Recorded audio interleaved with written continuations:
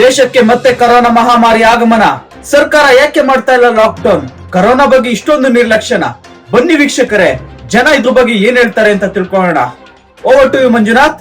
All right Rahul, corona ಹೆಚ್ಚಾಗುತ್ತಿರುವ ಕಾರಣದಿಂದ ತುಂಬಾ ಜನ ಭಯಭೀತರಾಗಿ ರೋಡ್ ಎಲ್ಲ ಖಾಲಿ ಇದೆ. ಸೊ ಇಲ್ಲೊಬ್ಬ ವ್ಯಕ್ತಿ ಕೂತಿದ್ದಾರೆ, ಅವ್ರನ್ನ ಮಾತಾಡ್ಸೋಣ ಬನ್ನಿ.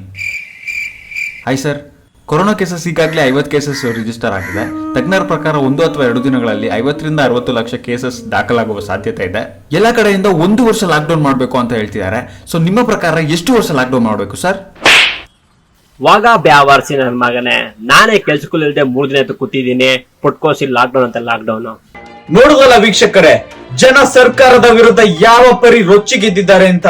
ಸರ್ಕಾರ ಕೂಡಲೇ ಎಚ್ಚೆತ್ತುಕೊಂಡು ಸೂಕ್ತ ಸಮಾಲೋಚನೆಯನ್ನು ನಡೆಸಿ ಕನಿಷ್ಠ 1.5 ವರ್ಷನಾದ್ರೂ ಲಾಕ್ಡೌನ್ ಮಾಡಬೇಕು ಅಂತ ವಿನಂತಿಸಿಕೊಳ್ತಾ ಇದ್ದೀನಿ.